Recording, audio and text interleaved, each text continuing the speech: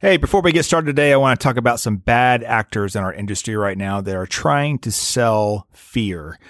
The annuity salesman is who I'm talking about. They're using fear of the past election, fear from market volatility, fear about losing money forever.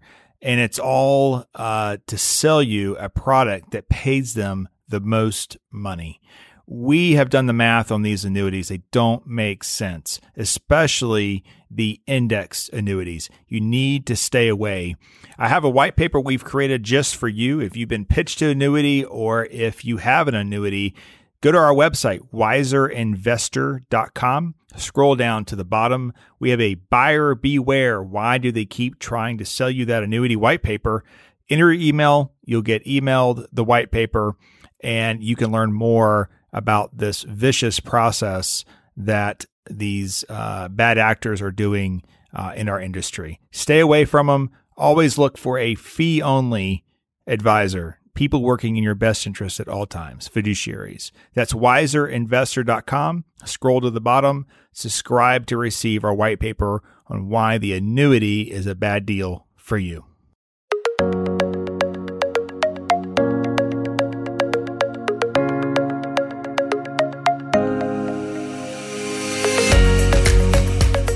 Welcome to the Wiser Wealth Management Roundtable, where we believe the best financial advice should always be conflict-free.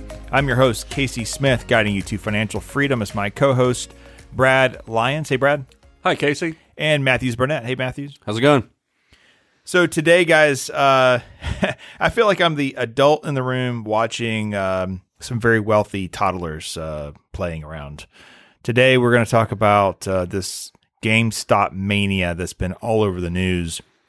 A lot of misinformation out there, and it's happening in the background. Also, another realization to me, how often media just gets the story wrong, and then people posting stuff on message boards also that don't understand how trading works. So I want to get to I want to get to the details and lay some things out there that are truth. But at the same time, have a little fun. I don't think any of this really affects our portfolios in the end, and certainly this is not how we think trading should work. But we have some definitions that we're going to have to work our way through before we can really start the story. So in this story, we have hedge funds. We have hedge funds short selling stock. We have a trading technique called a short squeeze, and we have a band of investors, individual investors that are coming together for a cause. So let's start at the top. Hedge fund, who wants to take that? Well, Casey, hedge funds have been around for quite some time. This hedge fund is simply an institutional fund that is non-regulated by the Securities and Exchange Commission. It is designed for wealthy investors who meet minimum financial requirements to become an investor. And as the name implies, it's a hedge. It's designed to provide non-correlated returns to the traditional stock market. And do you think these hedge funds are evil?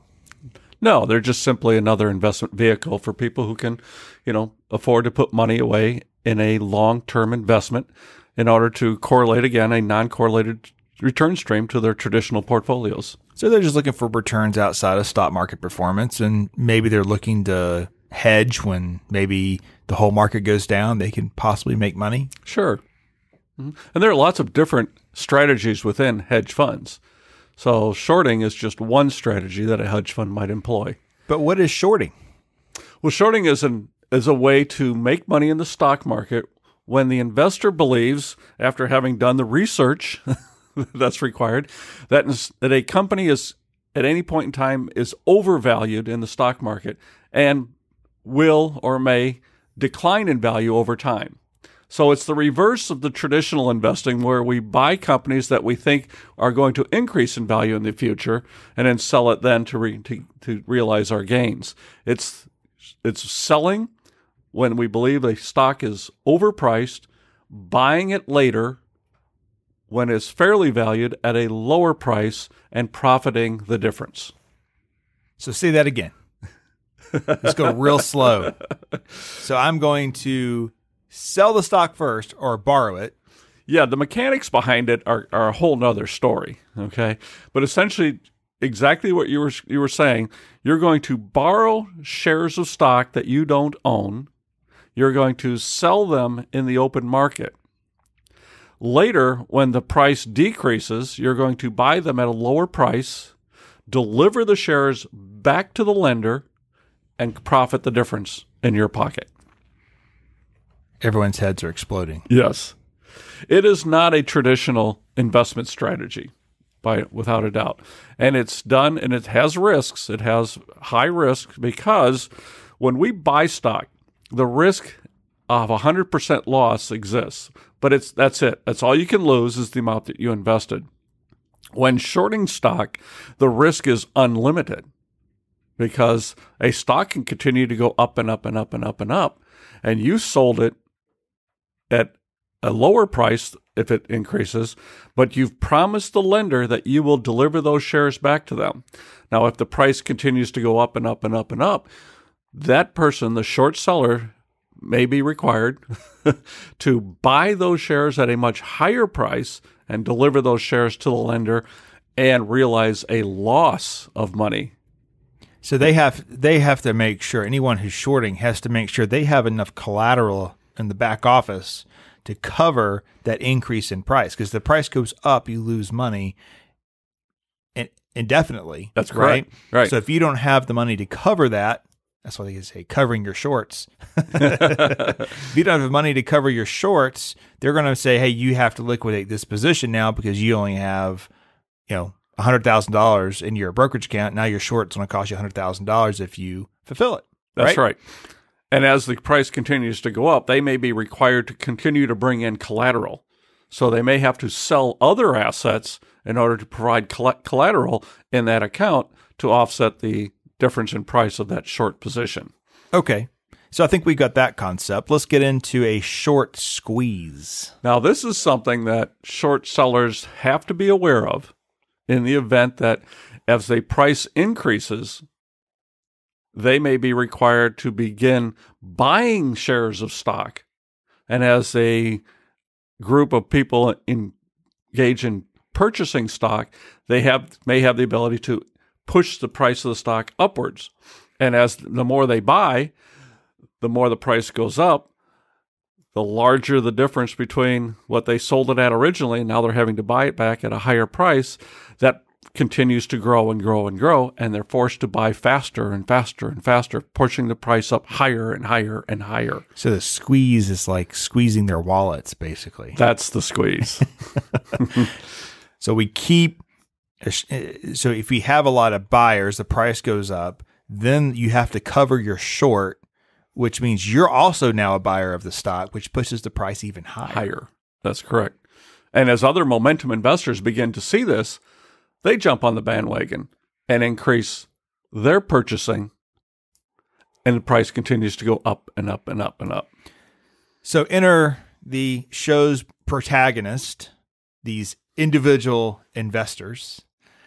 So where are these individual investors coming from in our GameStop story? We haven't got to GameStop yet and what they do. But so we have a message board on Reddit. It's called Wall Street Bets. The slang name is WSB. I see that in tweets a lot. It's a message board. Anybody can join it. I joined it just to see what was happening. And it's just an old classic school message board. Hey guys, I'm buying this stock. I'm doing this stock. This is why I'm doing this. I'm going to do this short. I'm going to do this buy.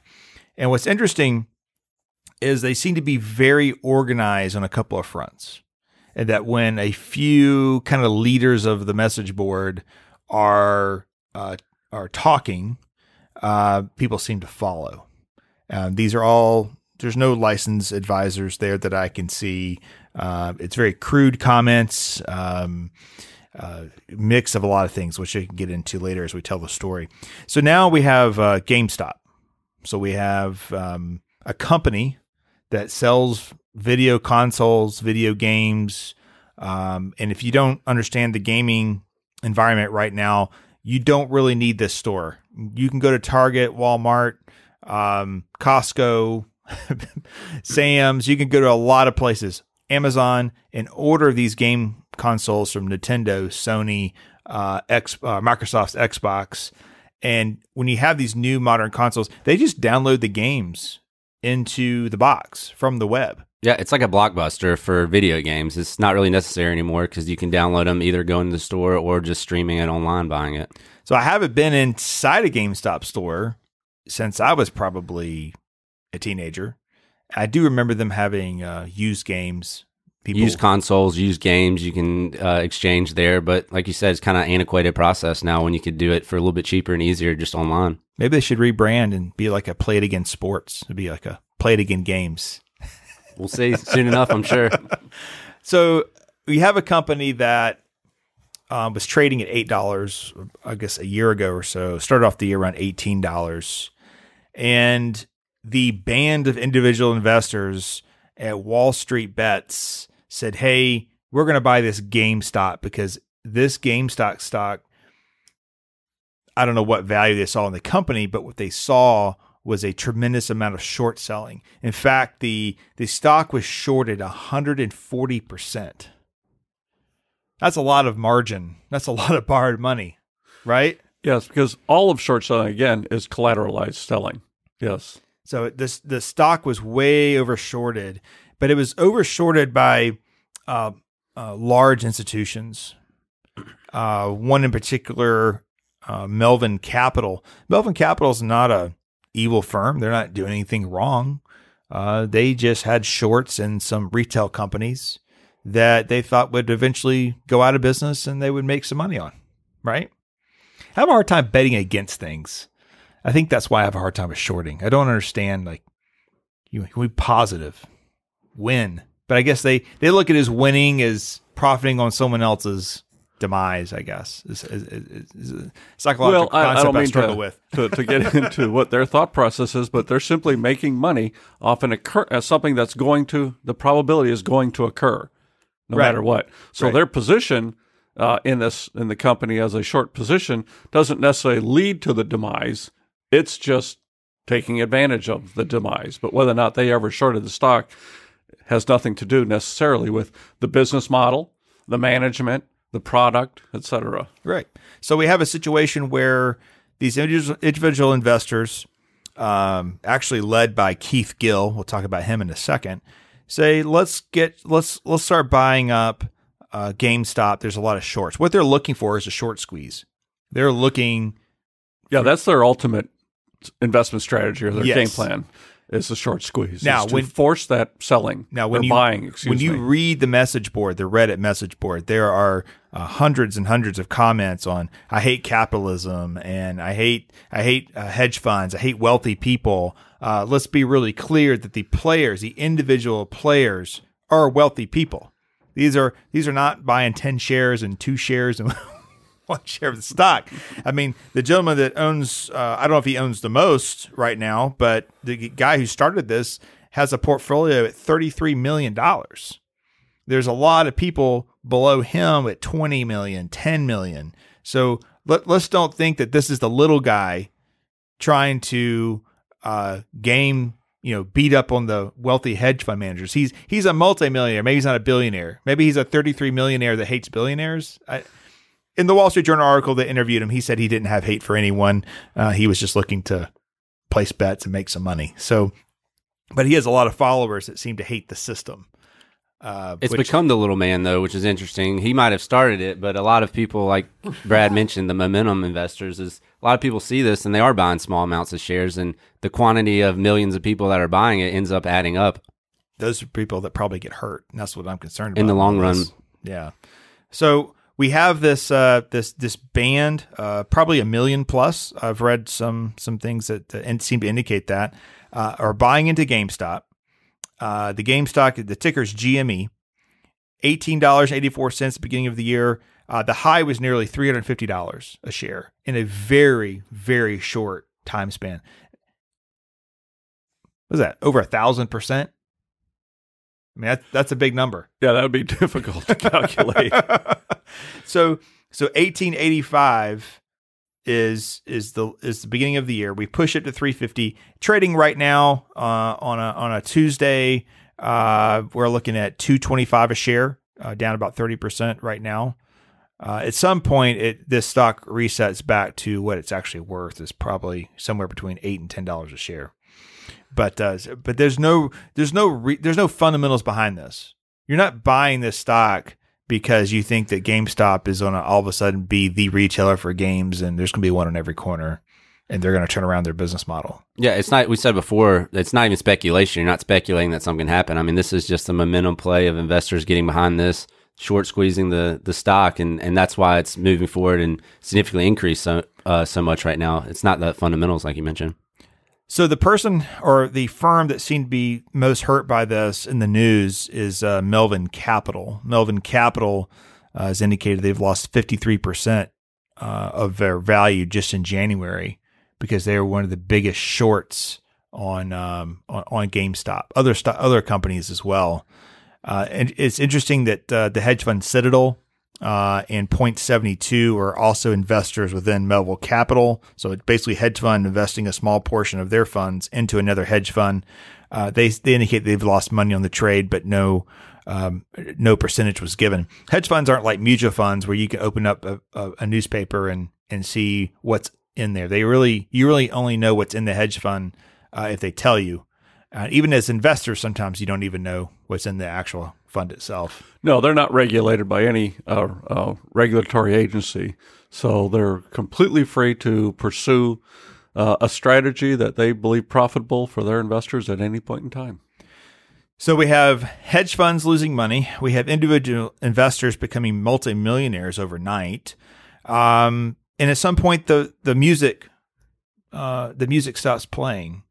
And this stock is going to come down from $200 to $10, $8.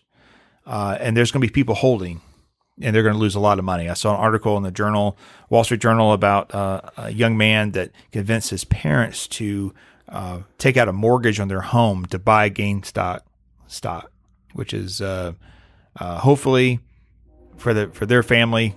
He got in early, and he's liquidated. At this point.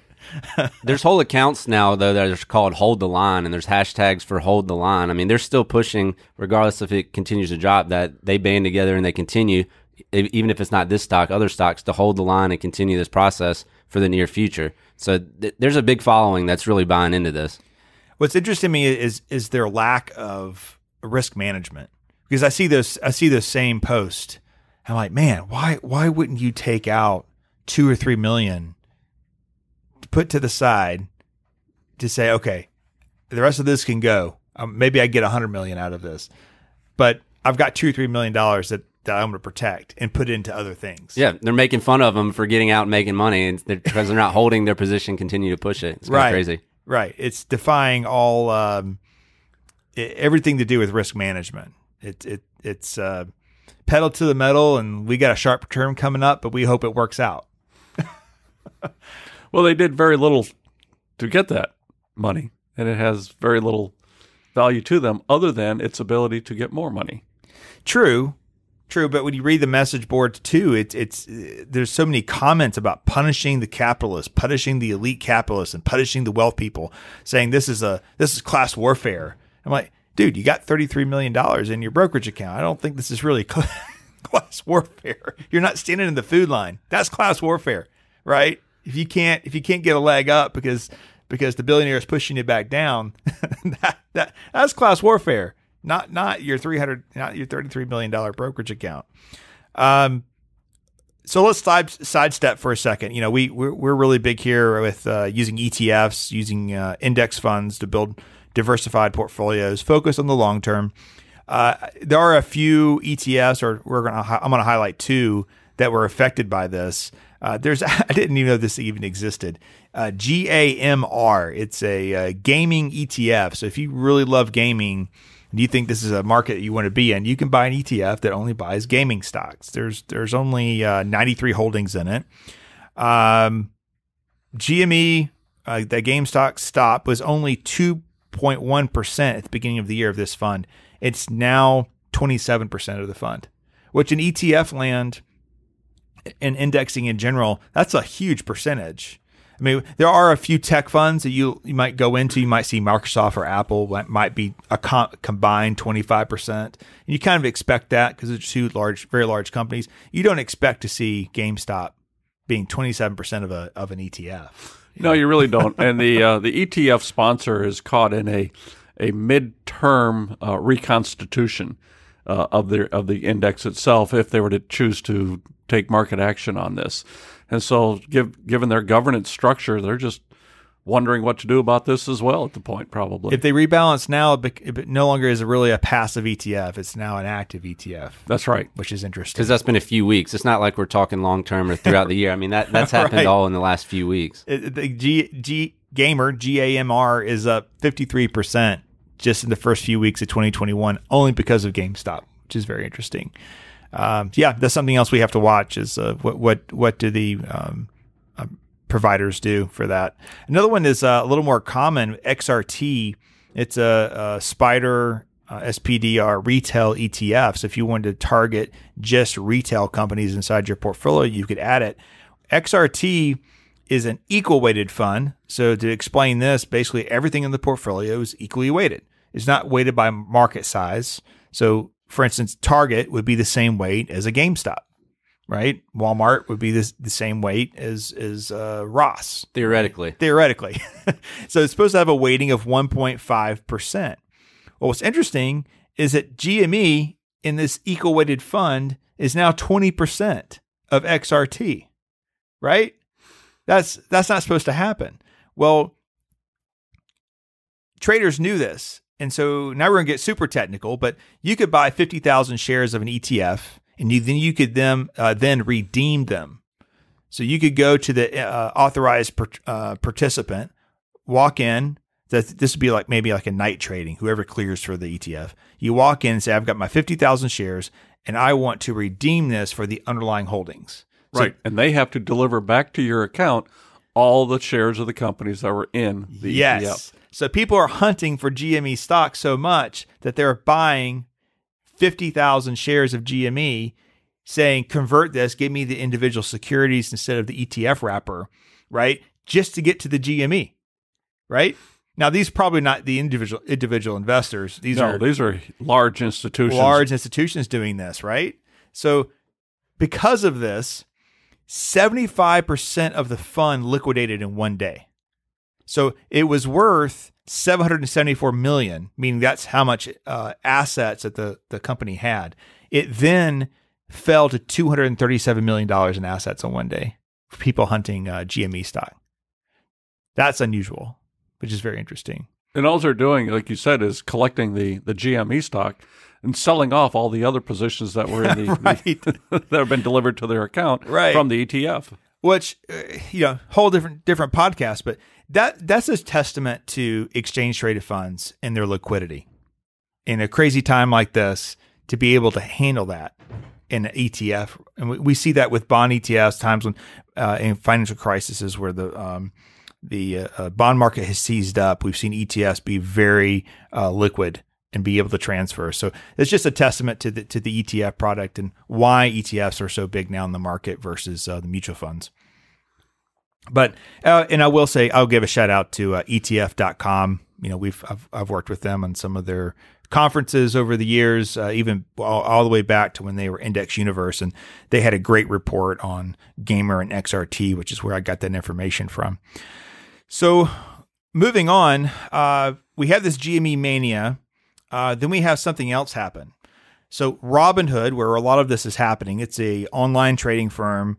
It's very interesting. A lot of millennials use Robinhood to trade. Most people, when they trade a stock, they would just see the value of their account, the close of the prior day, or maybe with 20-minute delay. Robinhood shows real time. So you literally sit there, look at your app, and the numbers are going up and down, up and down, up and down, up and down. Kind of negative learning for long-term investing, I would say. But needless to say, that is something that a lot of people are trading at. It's a newer platform. So in the middle of GameStop Mania, I've heard through CNBC that the average holding time was 40 seconds on the GME stock. That's how much trading was happening. So imagine all the mania. Then all of a sudden, Robinhood says, we're not trading GME anymore. We're going to stop trading GME. And immediately all the message boards light up and say, it's the hedge funds. The hedge funds are won't let us trade. And that's, there's many ways to trade. Hedge funds have the ability to say, we're not going to trade on this platform. We'll go to this platform over here, right? Individual investors typically can't move money like that. So that's an advantage to a very large institution with billions of dollars, is that, in Citadel's case, who I mentioned earlier, they actually have a whole securities firm that clears stock as a side business. They could probably even clear it themselves if they had to through with Melvin. But so GME stops trading. All these conspiracy theories go up about why it's not trading, but the answer is actually simple, but not so simple as to why it did that. Yeah, you're right. I mean, it makes total sense that in order to trade stocks in a system like we have, there has to be sufficient trust by the investor, the trader, between firms to settle trades, because we do have a time lag between the trade date and the settlement date, which is 2 days, which means that between the 2 days, you've sold the stock, but it hasn't been delivered, and you will get the money in 2 days. You just have to trust that will occur. The trust comes from capital, having sufficient capital at each firm in order to make those trades settle. When you have such rapid trading and you have these 2-day delays, you have a current situation where you are 140% short in a stock, which means there's 40% shares that have been sold and that have been issued by the company. It's creating a circumstance where trust is leaving the system, and more capital needs to be brought into the system in order to reestablish that trust of traders. So Robinhood doesn't settle their own trades. Most firms do not settle their own trades. Right. They use a clearing firm. So their clearing firm is the National Securities Clearing Corporation, which is owned by many banks, other broker-dealer firms, and financial institutions. So basically, it's an organization that clears trades, options, and stock for Robinhood. What's interesting is that we'll call them the NSCC, asked for $3 billion in additional collateral from Robinhood to help cover all the trades on their platform. So Robinhood is then forced to go out, either stop trading, or they're forced to go out and raise capital really fast. And they kind of did both. They stopped the trading of GME. They were the only exchange that I'm aware of that actually stopped trading. There was rumors of others, news reports of others, but they were inaccurate. So they stopped trading. In the end, the $3 billion bill was negotiated down to $700 million, which I would like to hire that negotiator. Maybe you can negotiate my mortgage for me. That'd be great. Yeah, sure. $300 billion or $3 billion down to $700 million. Then Robinhood went out and raised another $1 billion from investors, and then borrowed $500 million on their own. So they raised additional capital. Now, still, my understanding is, as of today, GME is still only trading one share and one option, or 5 options and one share, I think. Simple options, not complex ones. Yeah, and that's what TD Ameritrade did. TD Ameritrade did not stop trading of GME. TD Ameritrade stopped the complex options, and that's just because they're trying to protect the investor, I think, in the end, because that could get away from you very quickly. Something we hadn't talked about, though, is the reason that a lot of this can happen is because of zero commission trading. Not too long ago, it would have been significant per trade, and then even a few years ago, it was a big deal. That $5 commissions, that was so significant. Now we have $0 commissions, so that allows these people to trade within the minute and not have to pay those commission fees, which can be significant when you're doing that type of day trading. Yeah, absolutely. Yeah, I think there's some thought that has to go into that. I saw an interview with one of the former TD Ameritrade CEOs on CNBC I guess it was yesterday morning, and he was stating that commission-free trades is good for everybody, but we have to make sure our firms are properly capitalized. So probably a little agenda on his part, trying to beat up on Robinhood a little bit in his comments. But We even had politicians weigh in. AOC and Ted Cruz said, man, if you stop trading... Those are strange bedfellows. That's right. It's like, if we, not allowing people to trade is not responsible, and we should have a hearing on this. And honestly, I don't think AOC and Cruz are smart enough to understand everything we just explained to you guys on our podcast. So that'd be a very interesting hearing if that indeed happened. But basically, there was no hedge fund calling up Robinhood saying, "Hey, we're going to stop. You need to stop trading. We're hurting here." That did not happen. Makes for good news though, and to click the article. Yeah, it makes for great news. That sitting out there is just false. There's some other stocks too. AMC, Bed Bath & Beyond, Koss, the headphones. We were just discussing before we started the show today. What has anybody even seen Koss headphones? I don't know that we have.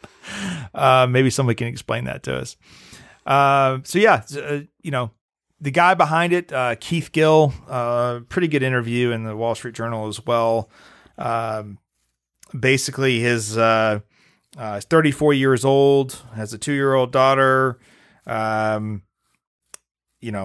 He's amazed that the story has gotten so much bigger than him, but he has a portfolio now. He has a snapshot of it. He has a YouTube channel, of course. $33 million is what his GameStop stock is right now, including options and millions in cash. Former employee of Mass Mutual. He was not an advisor there. He was, I think, in media or IT or something of that nature, support basically. So anyway, good for him. One of the hashtags is GME YOLO, YOLO. You only live once. So I saw there's a YOLO index now. I'm not sure exactly what it is incorporated in that, but there is a YOLO index that people have created. So basically, buy stock because it sounds like it could be great, but there's no fundamentals in it, and hope for the best. I feel like YOLO is more like should be applied to trips. Like vacations. Let's go to Europe or let's go to somewhere you only live once. But I never really thought that with the stock necessarily. If you want some entertainment, we should do a whole podcast on this, guys. Hashtag TikTok investors, TikTok investors. Matthews brought this to my attention over lunch a few weeks ago.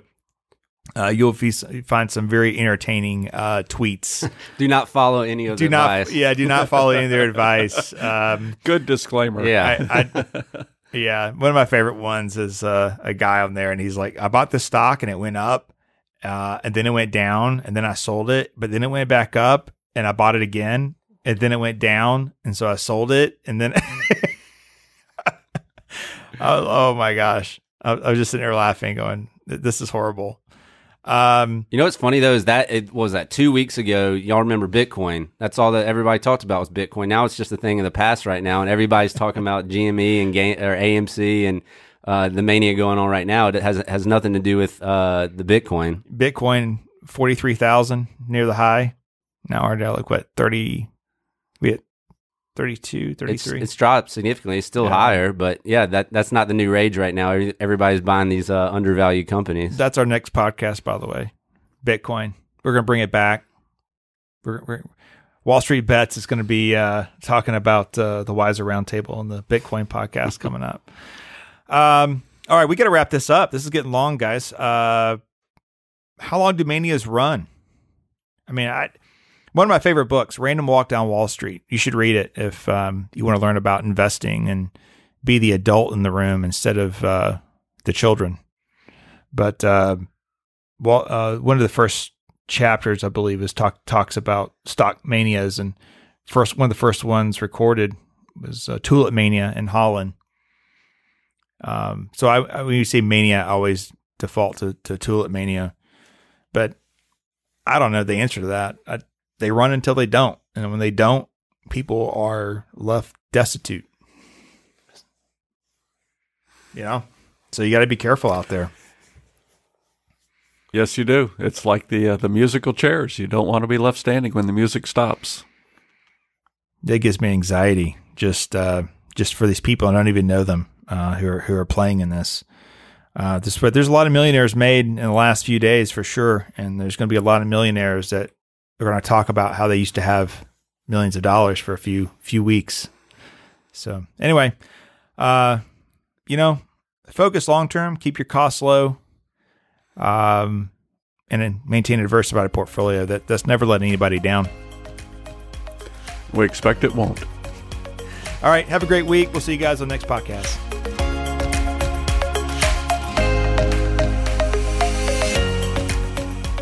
Wiser Wealth Management Incorporated is a registered investment advisor. Information presented is for educational purposes only and does not intend to make an offer or solicitation for the sale or purchase of any specific securities, investments, or investment strategies.